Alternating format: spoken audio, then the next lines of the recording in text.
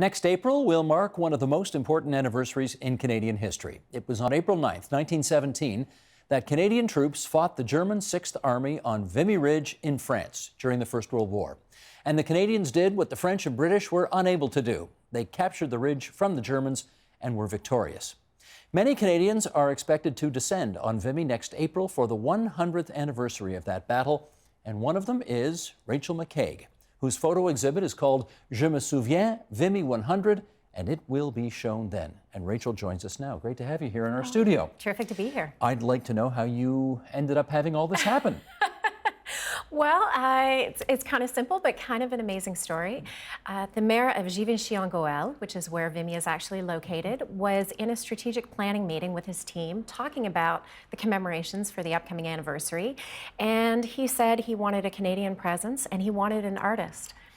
As it happened, there was somebody from the Alliance Française who was there and said, well, actually, I had just seen the work of this amazing Canadian photographer, and he was able to pull up one of my images, showed it to the mayor. The mayor said, that's exactly what I want, and the rest is history. So they have invited you to be the Canadian presence. Yes. Next April. Yes. In the village. In the village. That's not bad. Not too shabby, right? Now, how did the invitation come to you? I received an email telling me that I was about to get a phone call from the mayor of Givenchy-en-Goël. It was that simple. And he literally called you and said, we want you over here. Absolutely. When's the last time you were there? The last time I was there was actually in February of 2016. I met with the mayor and his team, and we had our own strategic planning meeting, going through what the exhibition would be, what they wanted, what I wanted, what our visions were, and also looking at the gallery space and making sure that all of that was on board and aligned. I'm about to go back, actually, to meet with them again, the beginning of December. Okay. Let's just sort of follow up on what they wanted, what you wanted. When you have to approach an assignment like this, what do you want? I think for me, certainly as a Canadian, and certainly from seeing the monument for the first time and finally understanding what that moment was in the war, what that all meant, what our troops went through, what the victory actually was, what the cost of that victory, but then also the stupendous glory and the magnificence of Walter Allward's monument. For me, it was a no-brainer. It was just, how do you capture those moments? How do you translate that into an image so that people who perhaps haven't been there can suddenly understand what this means and just the magnificence of it? And how many pictures are you going to get to show of yours? In Vimy, at Vimy, there will be 18 images on display. And you've probably taken hundreds, right? I think I probably have. So how do you pick 18 out of hundreds? You know, sometimes it's difficult, but sometimes there are certain images that really just jump out at you, and certain things where you just know that you did exactly what you set out to do as an artist, and certainly as a photographer. There are moments I want to be able to capture, and I certainly did. That's twice you said as an artist and as a photographer, and I don't.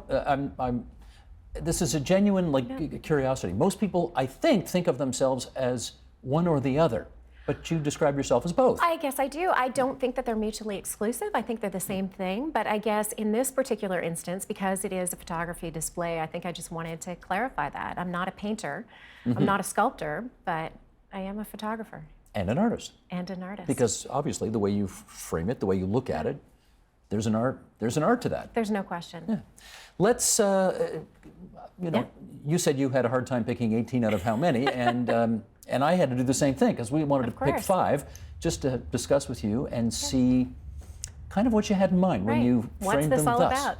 Right. So Sheldon, shall we bring up image number 1? You can look at them here in the studio. Now, the amazing thing I got to say about these pictures is that I think we've all seen the sort of postcard shot of this monument. Well, it's the back of our $20 bill. There you go. But I've never seen it shot like this before. So what was going through your head when you decided, oh, that looks neat? One of the most amazing things about this is the day I went to Vimy and I was there with my 2 children, it was pouring rain. And the first moment that we turned up the road to see the monument was the exact moment the skies cleared. And as soon as I saw that, I mean, first of all, we stood there dumbstruck, but then I ran up to the monument and just thought, I need to be able to capture this in any way possible. For me, that shot just embodied everything that I feel the monument says. The 2 pylons there actually represent Canada and France. The figure standing there is literally passing the torch, holding it up.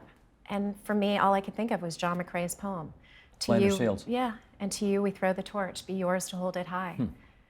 The first thing my eye was drawn towards, and you can tell me if you intended that, just that powerful blue, so Sky. blue sky in the middle. Absolutely. You go there first. So you saw that and Yes. oh, that's a moment, I got to get that. Immediately. Gotcha. Because again, remember, it's a monument. It's a static monument. So how do you bring out the character of that? How do you express that? How do you express the awe and the beauty? For me, that image really did that, and it was that perspective. Sheldon, number 2, if you would. Okay. Let's get the next one up there. Okay, what are you trying to capture here? Well, I think I'm being a little bit blatant. But again, I guess, beyond the obvious, you obviously had to make it. Do you look at the clouds and say, I need to wait for the clouds to be just in such a location so that it can, I mean, are you thinking it through that much? Of course I am. Yes, okay. And also the perspective of, because that is actually a stone wall that's several hundred meters away, obviously, from the monument itself. In the foreground, So figuring out obviously, how to balance that all out. And the fact that I did want a balanced symmetry to that particular image, especially because the pylons are just so beautifully situated in in relationship to the carving of Vimy, and then, of course, the sky and the way the clouds were and all of that. But the clouds look like they're actually moving, like moving in from the left towards the right, as some kind of, I don't know, there's kind of like a ghostly presence. Absolutely. In the site. So, okay. My kids have gotten very used to being with me when I'm photographing and realizing, okay, mom's going to lie down on the ground, mom's going to sit over here, or mom's going to just sit and wait for a while and talk to us, but actually sit and wait until that moment comes, and then just boom. Do you recall how long you sat and wait for that moment to happen, just the way you wanted to see it? That one was actually on my second trip to Vimy, and I was there for quite a while. It took me a while to position it properly, to get everything in balance, and to achieve really what I wanted to. And how far away are you actually from the monument to get that name in the foreground? What's amazing with that one is that's actually just the parking lot. Okay.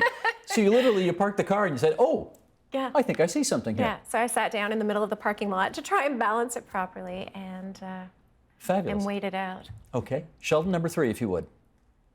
All right. Now, this one's obviously very different. It is very different. And the perspective of looking down this, is that a bunker? What would you call it? This is actually one of the tunnels. One of the tunnels. Okay. Looking down that tunnel, as it seems to go on forever and ever. And it does. What are you doing with lighting here?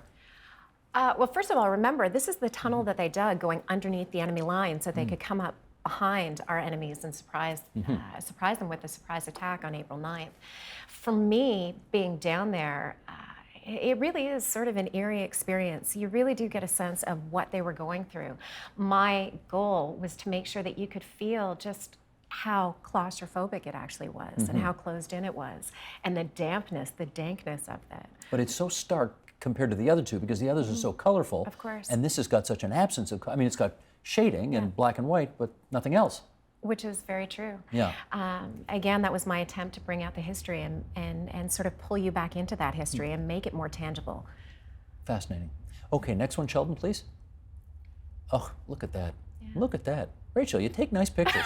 Well, thank you, Steve. Yeah, that's terrific. Yeah. And again, almost every angle of this thing has been shot by someone at some time. That's true. So how challenging is it to find something that you think is truly unique? I think that, especially as a photographer, and especially when you are shooting something that's a static image, it really is just your own perspective and your own expression.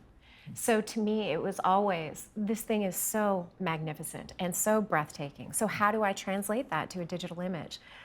And for me, it's walking around it the same way I would if I was photographing a person.